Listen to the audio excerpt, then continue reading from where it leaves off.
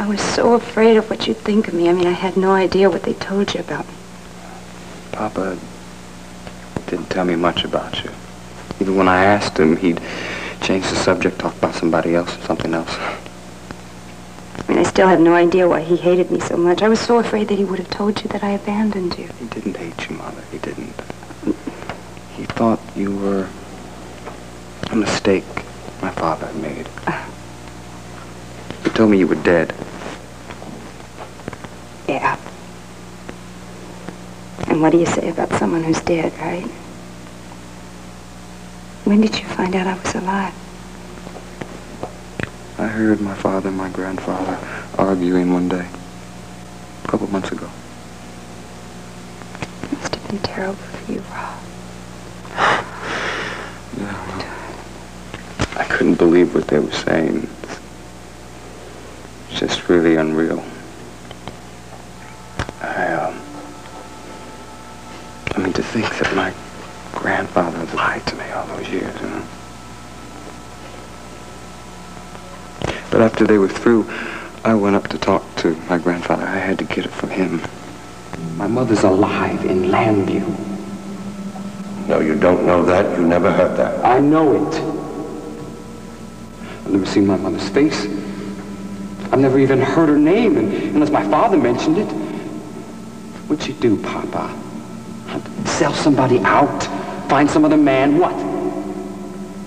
She did nothing. It was wrong. She comes from another place. Different people. I'm going to see her. No! You don't do that. Let this thing is old. Let it lay. The woman is dead. No, when I say somebody is dead, they are. I can make them dead. If you go to see her, wear a black suit, send flowers. You hear me? That's how it was. Yeah. I'm sorry. I didn't mean to make you cry. It's all right. It's all right. I never even had a photograph of you. I remember asking my father once, and he said one of the little regrets in his life was that he never did get a photo of you. Really? He also said one of the biggest regrets of his life was losing you. And Alex told you I was dead, too. What else could he say? He believed what I believe. Why? What? I find it so amazing that the two of us were suckered by some old man. He had it all figured out. He had the papers for everything. He had death certificates. He even had a tombstone with your name engraved on it in Philly.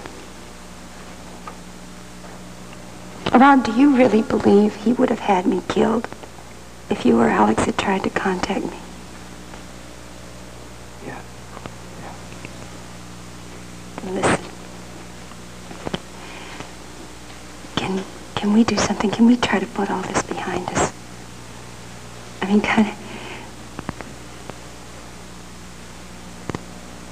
mean, everything, the separation, and just somehow try to pick up where we started. I mean, where we left off.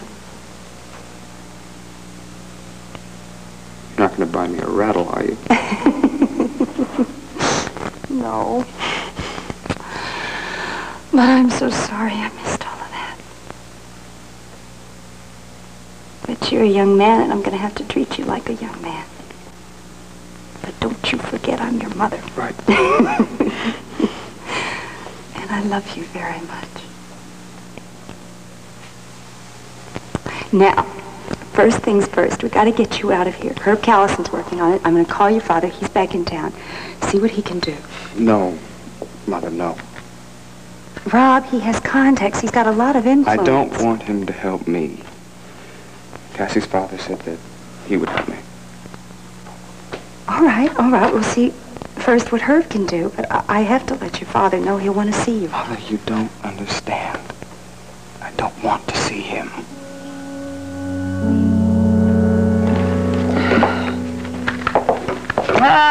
mission accomplished?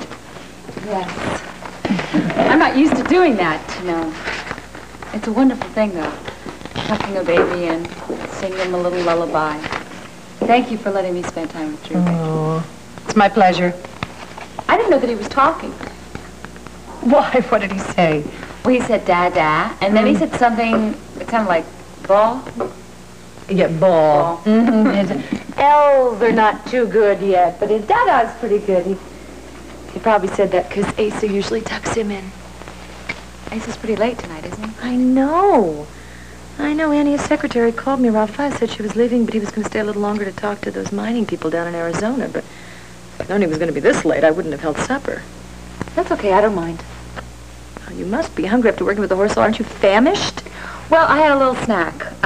Sandy shared some of his oats with me. Oh. No. Great. I'm just kidding. Becky made my day, inviting me over for dinner and letting me spend time with Drew. You really have.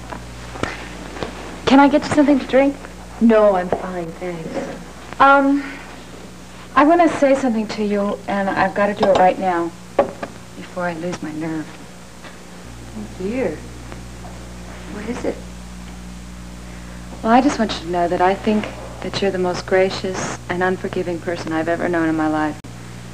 I never thought that we'd be friends after all the stuff that I did in the past. I just want to say thanks. Well, Delila, I try not to hold too many grudges. I know, and that's what makes you so special. I'm real proud to be your friend. Thanks. And I hope Asa realizes what he has, a lovely wife and a beautiful baby, and if he doesn't, then I'm going to give him a piece of my mind. Well, you're going to have to stand in line. He's a wonderful man, but he's still in training. Front, woman, not in the back, like you did last time. There's the sound of his lovely voice now. I wonder what's going on this time. Ooh, Darling. looky. What a nice surprise. And look at you two lovely ladies compared to those boring minor reports I was reading. Hello, honey. Hello, darling. How are you doing, Delila? Just fine, Asa. Hard day at the office, Asa? Terrible. I'm in terrible. I'm trying to get out of my mind. Anything left from supper? Everything's left. We have a guest, remember? Oh, shoot. Oh, Delila, I'm so sorry. I really am sorry. That's okay. I've been spending the evening with Becky. I didn't even notice the time. I did. Oh, Becky Lee, honey. You forgive me? I'll try. What took you so long? Oh, well, I'm planning a surprise. Anything you can talk about? Well, sure, I can talk about it, but first I'd like to say goodnight to my little boy. Where's Drew? I tucked him in. You did? Yeah. Yes, Asa. Is anything wrong with that? No. I was going to check on him, and I'm going to let him know his daddy's home, and when I come back, I'm going to talk about that surprise. You know, when Asa starts talking about surprises, that's when I get really worried.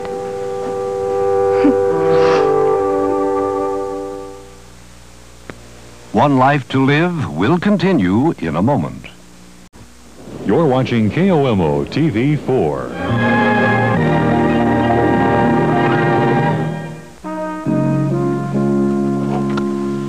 Didi. Yes.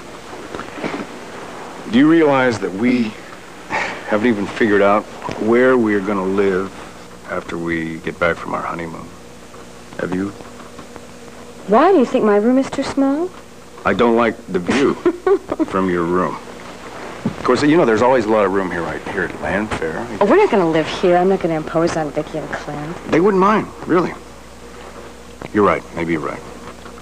I don't have any suggestions. I mean, I haven't thought past throwing the bouquet to my sisters. A lot of room at Pa's house. Oh, no, you know that's... Joke. What, are you It's a teasing? You... Oh. I never know if I'm supposed to take you seriously or not. How about